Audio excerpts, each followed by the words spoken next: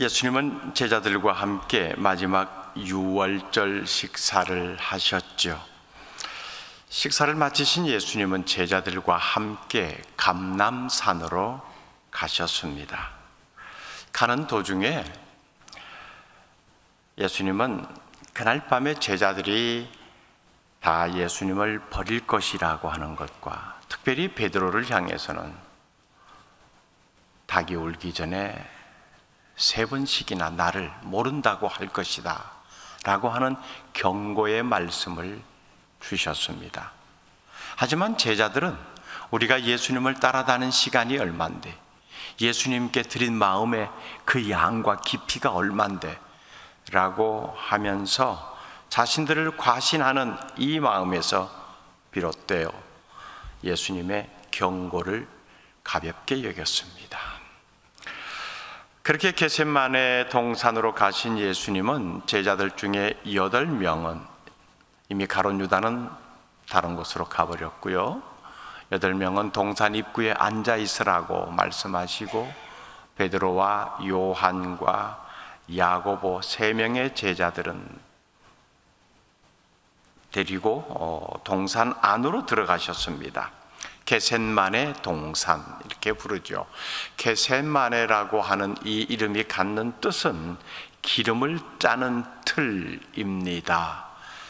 참 놀랍게도 그 동산에는 감람나무, 올리브나무가 많아서 풍성한 수확철이 되면은 그 올리브를 짜는 그런 곳이었는데, 그 이름대로 예수님은 그 겟세마네 동산에서 마치 자신이 감람나무 열매가 되어 있는 것처럼 기름을 짜듯이 기도와 땀과 피를 짜내는 그런 모습을 보여주셨습니다.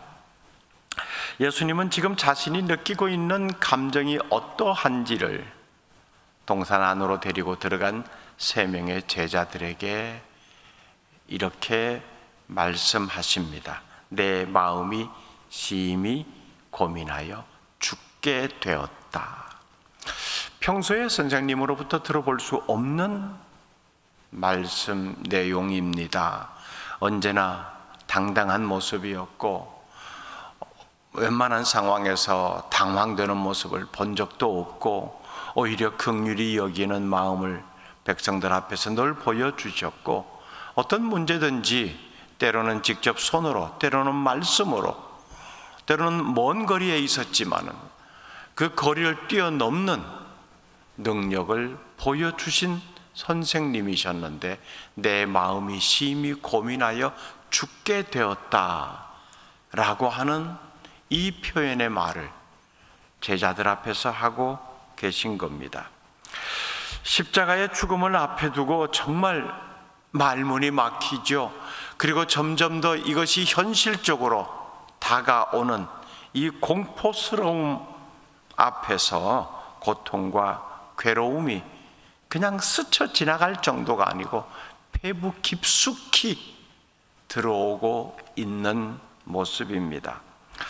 혹자는 이런 모습을 보고 이거 예수님 모습 맞아? 라고 하기도 합니다.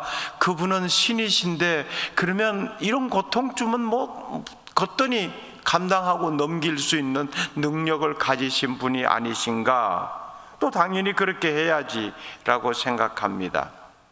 그런데 오히려 성경은 예수님의 인간적인 면모를 숨김없이 드러냅니다. 우리는 예수님을 참 신이며 참 사람이라고 알고 있습니다. 그렇습니다.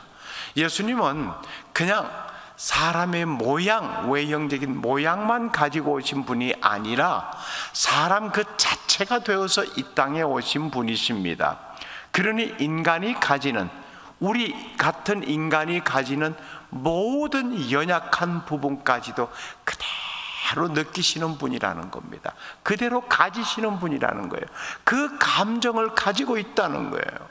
위험 앞에서는 위험이 처해졌다는 것을 알 수 있고, 이 고통스러움 앞에서는 내가 고통스럽다라고 하는 것을 알고 계신다는 거예요.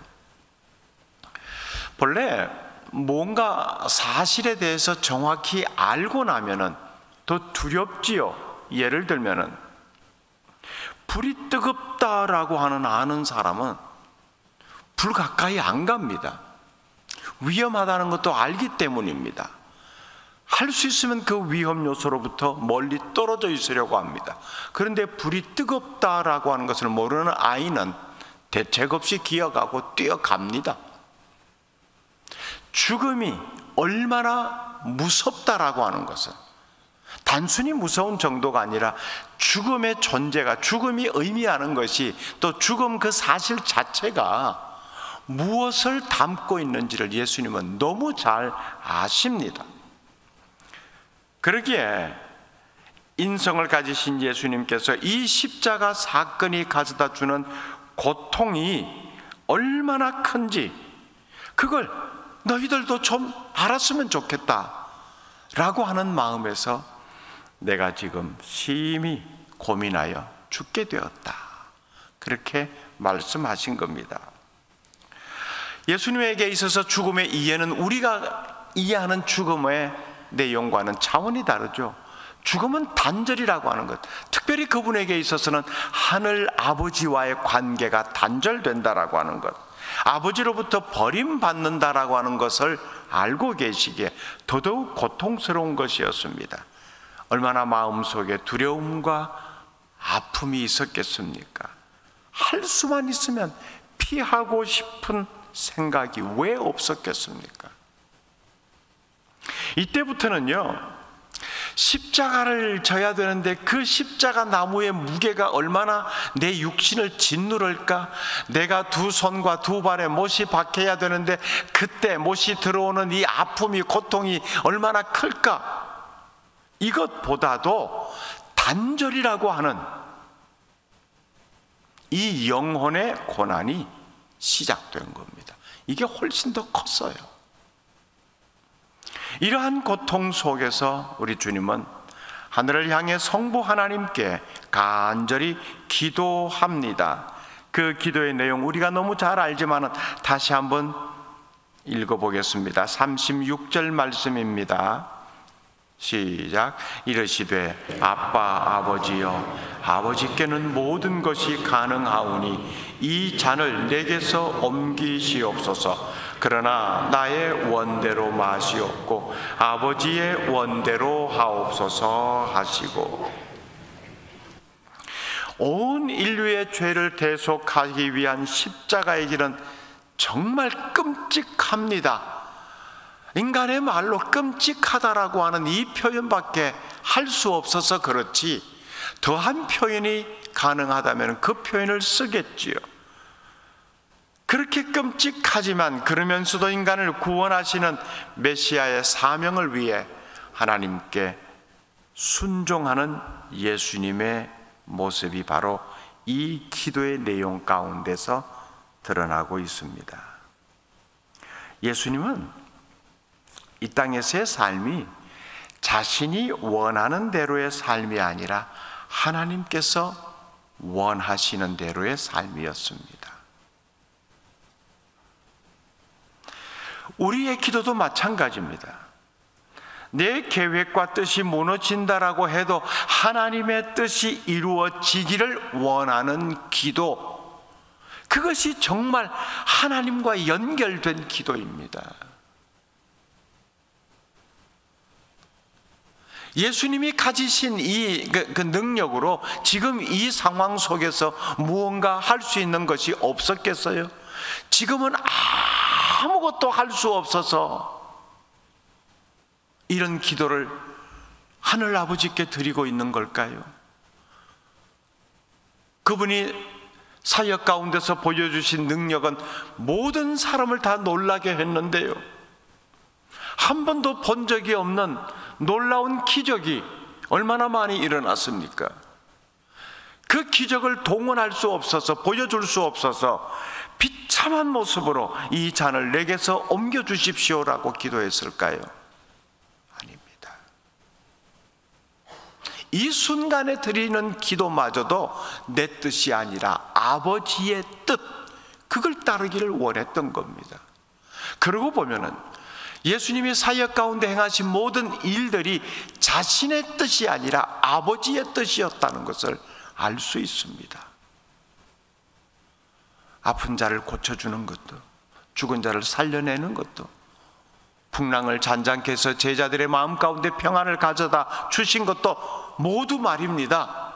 단순히 예수님이 가지신 능력을 드러낸 모습이 아니라 그 사건을 통해서 드러내기를 원하셨던 하늘 아버지의 뜻, 그것에 초점이 맞추어져 있었던 겁니다. 이 하나님의 뜻을 이루는 기도는요, 내 뜻을 배제하는 데서부터 시작이 됩니다. 주님의 기도가 지금 그렇잖아요.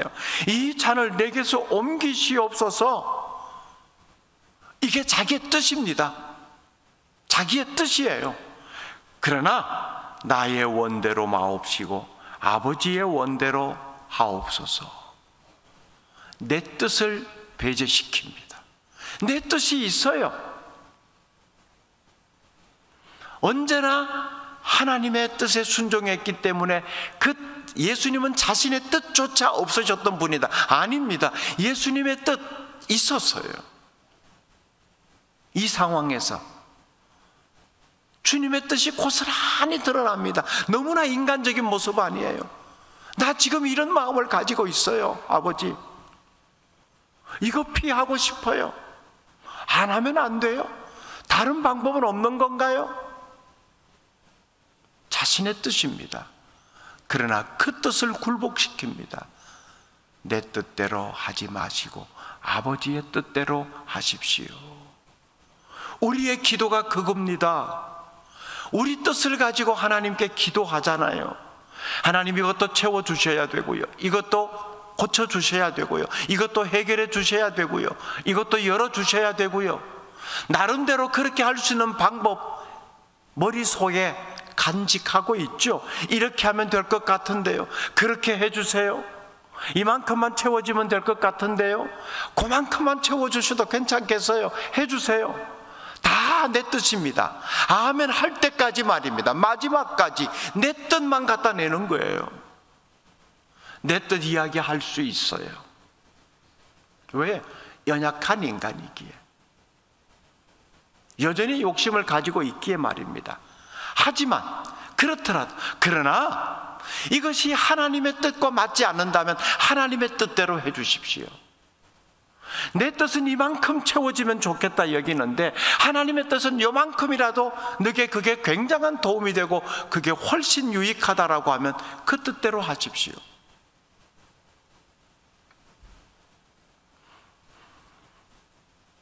그 뜻을 알기까지가 쉽지 않죠.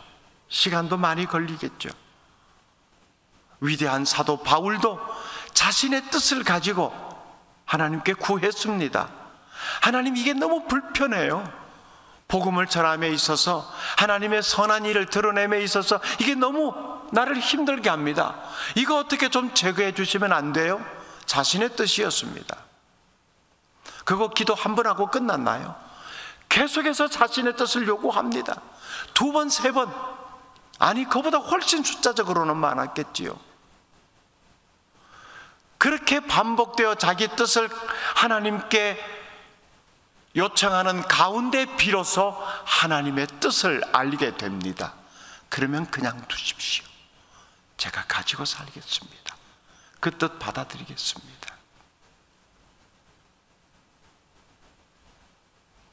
하나님의 뜻을 이루는 기도는 나의 뜻을 배제하는 데서부터 시작한다는 것 꼭 기억하십시오. 내 뜻 자체를 가지지 말라는 것 아닙니다. 가지지 않을 수 없어요. 어떤 인간이 내 뜻 아무것도 없이 살아간다, 그런 신앙인이 정말 있을까요? 아무리 훌륭한 신앙인이라도요, 겉으로 드러내지 않는 자신의 뜻은 다 가지고 삽니다. 문제는 그 뜻을 가지고 기도의 자리로 나왔지만은, 하나님 앞에 엎드렸지만은 결국 종례는 그러나 아버지 뜻대로 해주십시오, 아버지의 뜻을 받아들이겠습니다, 이게 진실된 기도입니다. 그런 면에서 기도는 하나님의 마음을 움직이는 것이 아니라 내 마음을 바꾸어서 하나님의 뜻에 맞추는 거거든요. 그 기도가 예수님의 이 기도입니다. 예수님은 이 마지막 상황 속에서 홀로 고독을 대면해야 하는 마음이 너무 외로우셨습니다. 그래서 제자들을 데리고 감람산으로 가셨고, 입구에 8명의 제자들을 앉혀놓고 너희는 여기 앉아있으라. 그냥 단순히 앉아있으라가 아닙니다. 내 마음 좀 헤아려 줄 수 있지? 내 마음 좀 이해해 줄 수 있지? 그 뜻이에요. 그리고 나머지 3 제자들은 더 깊은 영역까지 데리고 들어가시면서 너희들은 졸지 말고 좀 깨어 있어 줬으면 좋겠다. 그렇게 요청을 하고 이 기도를 드리고 제자들 앞에 와보니 제자들은 졸고 있었습니다. 2번째, 3번째 기도를 드리시고 와서도 여전히 잠을 자는 모습이었습니다. 사실 이 사람들이 예수님과 함께 감람산으로 갈 때 아니요, 우리는 주님을 배반하지 않을 것입니다, 주와 함께 죽을지언정 주님을 절대로 모른다고 하지 않을 겁니다, 호언장담했던 자들입니다. 그런데 깊은 잠에 빠지고 말았습니다. 얼마나 미웠겠어요. 내 마음 조금만 이해해달라고 그렇게 부탁했는데 어쩌면 이럴 수 있니? 얼마나 미웠겠느냐 말입니다. 그런데 예수님은 그 잠자는 제자들을 버리지 않으십니다. 37절 말씀입니다. 이어지는 38절까지. 돌아오사 제자들이 자는 것을 보시고 베드로에게 말씀하시되 시몬아, 자느냐? 네가 1시간도 깨어 있을 수 없더냐? 시험에 들지 않게 깨어 있어 기도하라. 마음에는 원이로되 육신이 약하도다 하시고, 단순히 체력이 딸려 있구나 그런 의미가 아닙니다. 마음에는 원이로되 육신이 약하구나, 의지가 약하다는 겁니다. 대수롭지 않게 이 상황을 여기고 있다라는 거예요. 나와 함께 같이 있을 마음이 너희들 가운데 있을 거야. 그러니까 호언장담도 했겠지. 깨어 기도하라고 내가 부탁했을 때 기도할 마음도 가지고 있었을 거야. 나와 함께 끝까지 갈 마음도 있었겠지. 그런데 마음만 가지고 있었지 실제로 그렇게 하려고 하는 의지가 약하구나. 우리가 주님 앞에서 수없는 결단 많이 했죠. 다양한 내용으로 말입니다. 이렇게 하겠습니다, 이렇게 살겠습니다, 이렇게 정리하겠습니다. 온갖 내용들을 담은 결단의 기도들 얼마나 많이 해왔습니까? 그런데 주님의 말씀의 내용대로 육신이 약해서 의지가 약한 모습을 그대로 드러내고 있습니다. 의지가 약함으로 이거 실현되지 못하고 있구나. 그거 실현되지 못하는 틈을 누가 노리고 있는지 아느냐? 이거죠. 여러분, 생각만 있고 마음에 담아만 두고 있는데 그걸 의지적으로 행하지 못하면 그 틈을 누가 비집고 들어올까요? 그래서 예수님은 다시 말씀하십니다. 시험에 들지 않게 기도하라. 시험에 들지 않게. 시험에 든다는 거예요. 그 틈을 노리는 자가 있다는 거예요. 어쩌면 예수님은 안타까운 마음으로 말씀하셨다는 것을 알 수 있는데요, 그렇다고 네가 1시간도 깨어 있을 수 없더냐라고 베드로에게 하신 이 말씀이 베드로를 나무라고 꾸중하고 책망하는 그런 차원의 말은 아닙니다. 이 표현 속에도 예수님이 베드로를 향한 여전한 사랑의 마음이 담겨져 있습니다. 자지 마라. 기도해라. 깨어 있어야 된다. 이 상황에 잠들면은 그 틈을 노리는 자의 먹잇감이 된다. 그래서 시험에 들 수밖에 없다. 그러면서 인간적인 마음으로 부탁까지 하는 마음도 담겨 있었겠죠. 날 좀 생각해 주면 안 되겠니? 이 시간에 너의 그 따뜻한 나를 위하는 마음이 필요하단다. 나도 그 사랑이 필요하단다. 여러분, 하나님의 사랑이 얼마나 좋은지 우리가 너무 잘 압니다. 사랑 자체가 나쁜 것 없습니다. 그런데 진정한 사랑은 쌍방간에 주고받는 사랑이어야 되죠. 짝사랑, 한 사람만 좋은 사랑 아닙니까? 쌍방간에 좋은 사랑이 제대로 된 사랑이죠. 하나님이 우리를 사랑하심에 틀림이 없습니다. 그 사랑 너무너무 좋아요. 그래서 대부분의 사람들이 하나님의 사랑을 그냥 짝사랑으로 남겨둡니다. 하나님은 날 사랑하셔. 날 사랑하셔. 나는요? 나는 나를 사랑하시는 그 하나님을 사랑하고 있느냐 말이에요. 왜 하나님의 사랑을 자꾸 짝사랑 상태로만 만들어버립니까? 하나님은 우리를 사랑하실 뿐만 아니라 우리의 사랑을 기다리시기도 합니다. 네가 정말 나를 사랑하는구나. 고맙다. 내 마음을 헤아려 주는구나. 정말 고맙다. 한없이 연약하고 부족한 우리지만 우리가 그 마음을, 그 사랑의 마음을 하나님께 드릴 때 하나님 얼마나 기뻐하시겠어요? 하나님이 나를 사랑하시는 그 사랑에 비하면 이게 뭐 비교도 안 되지만 그래도 하나님, 제가 이렇게 하나님을 사랑하고 있네요. 깨어 있어라. 너가 나를 사랑하는 마음 그렇게 좀 보여줄 수 없겠니? 그 의미를 담고 있죠. 근데 뭐 베드로 예수님 사랑하지 않아서 졸았겠어요? 아, 그럼요, 제가 사랑하지요. 얼마나 호언장담한 사람인데. 그런데요, 그 사랑의 모습이 무엇으로 나타나고 있습니까? 볼 수 없어요.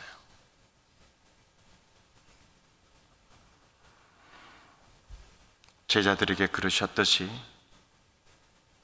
우리에게도 이렇게 말씀하시는 것 같습니다. 그냥 내 옆에 있기만 해.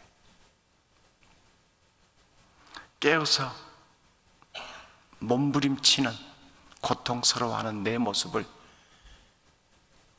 지켜보기만 해. 그래도 내 마음이 좀 괜찮아질 수 있을 거야. 인간적인 주님의 마음 말입니다.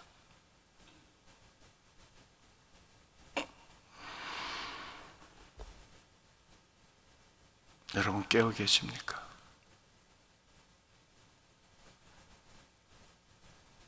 주님을 사랑하는 마음으로 깨어있는 삶을 사십니까?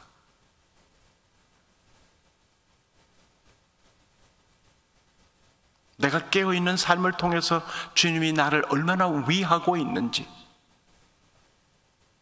헤아리고 계십니까? 때로는 우리 스스로가 주님의 마음처럼 마음이 심히 고민하여 죽을 상황에 처하기도 합니다. 그러면 시험에 들지 않기 위해서 깨어 기도해야 합니다. 우리 인생이 만나는 최악의 상황에서 마지막 잡을 수 있는 줄은 기도의 줄밖에 없습니다. 인간의 능력으로 어찌할 수 없는 한계 상황이다, 그렇게 여겨질거든 유일한 해결책을 붙드십시오. 기도입니다. 깨어 기도하는 거예요. 기도는 우리를 깨어있게 합니다. 깨어있어야 주님의 마음을 헤아릴 수 있습니다. 깨어있어야 주님의 마음을 닮을 수 있고 담아낼 수 있습니다. 교감할 수 있어요. 베드로가 깨어있었더라면 주님이 저렇게 고통스러우실까 한 번도 본 적이 없는데,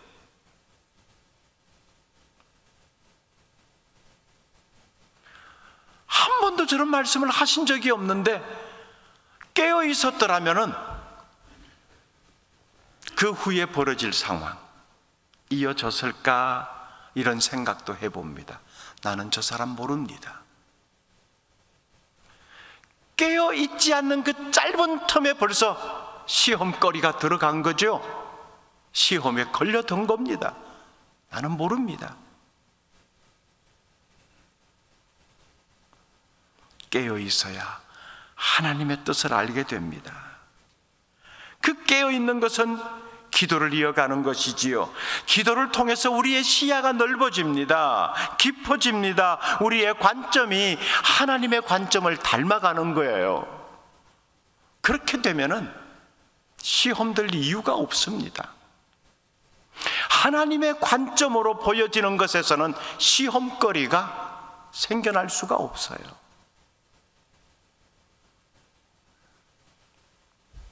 기도를 통해서 우리는 하나님의 뜻을 알게 되고요, 헤아린 그 뜻을 받아들이게 됩니다.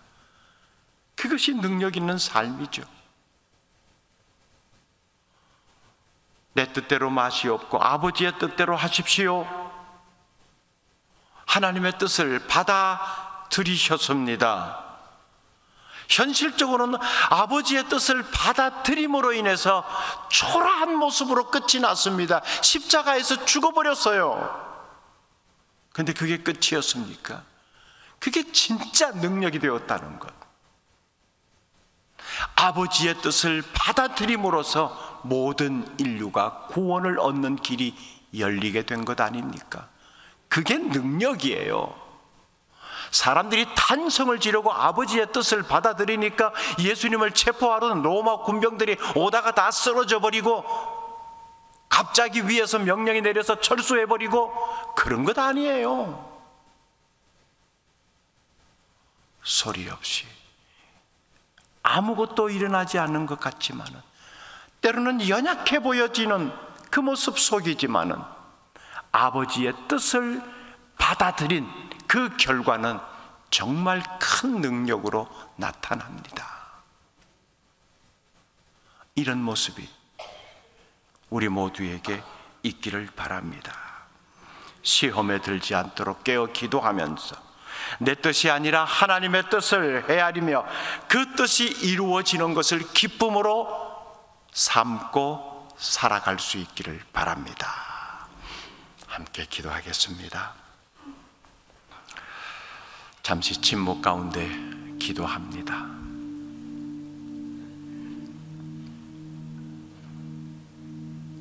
수없이 이맘때쯤이면 읽어온 말씀이고 들어온 말씀이고 생각해온 말씀입니다.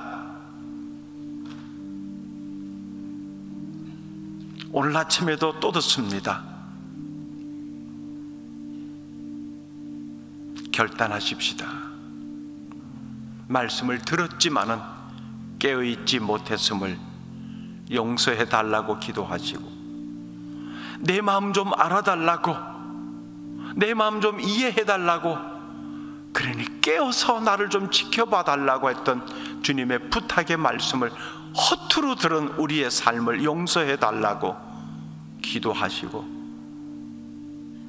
하나님, 이제는 깨어있는 삶을 살겠습니다. 깨어서 하나님의 뜻을 헤아리겠습니다. 깨어서 하나님의 뜻을 헤아린 그 내용을 삶 속에 담아내겠습니다. 그 뜻을 따르며 살겠습니다. 침묵 가운데 기도합니다.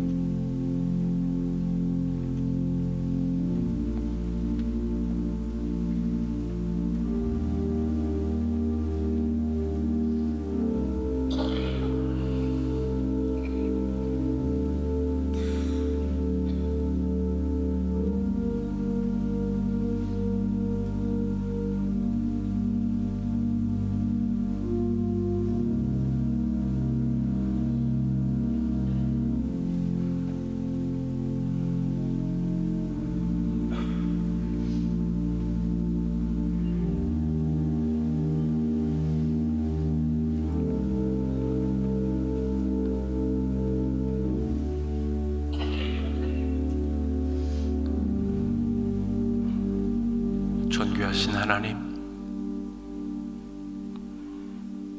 해마다 맞는 사순절, 고난주간, 주님의 순환에 관한 기사를 읽고 들으며 아무런 생각 없이 보내지 않나 돌이켜봅니다. 주님은 당연히 십자가를 져야 되는 분으로만 여겼습니다. 그 십자가의 무게가, 손과 발에 못이 박히는 그 아픔과 고통이, 그리고 십자가의 사건을 두고 그것을 감당해야 되는 주님의 마음의 번뇌가 얼마나 고통스러웠는지 제대로 헤아리질 못했습니다. 그냥 당연히 그래야만 된다고만 생각했습니다.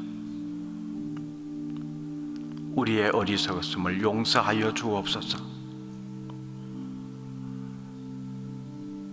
감당하기 힘든 이 무게, 조금이라도 이해해달라고 깨어있으라고 제자들에게 부탁했건만, 아니 우리들에게도 부탁하고 계시건만 여전히 우리가 잠자고 있지는 않는지 우리의 삶을 돌아보게 하시니 감사합니다. 깨어서 주님을 지켜보며 주님이 가지신 그 마음을 조금이라도 우리의 마음 가운데 담아내게 하옵소서. 깨어 기도하는 삶을 통하여서 하나님 아버지의 뜻을 잘 헤아리게 하시고, 내 뜻을 가지고 있지만은, 내 뜻이 이루어지고 싶은 욕심이 있지만은, 그러나 아버지의 뜻대로 해달라고 하는 진실된 기도가 우리의 기도가 되게 하옵소서. 이 기도를 통하여 하나님의 마음을 더 깊이 헤아리게 하시고, 하나님의 시선을 가져가게 하시고, 하나님의 손과 발이 되어서 하나님 아버지의 뜻을 우리를 통해 드러내게 하옵소서. 고난주간 이어지는 이 삶에서부터 깨어있는 모습 챙기게 하옵소서. 시험에 들지 않도록 깨어있는 모습 꼭 필요합니다. 하나님의 뜻을 헤아리는, 그래서 그 뜻이 이루어지는 것을 우리 삶의 최고의 기쁨으로 여기며 살게 하옵소서. 예수님의 이름으로 기도드립니다.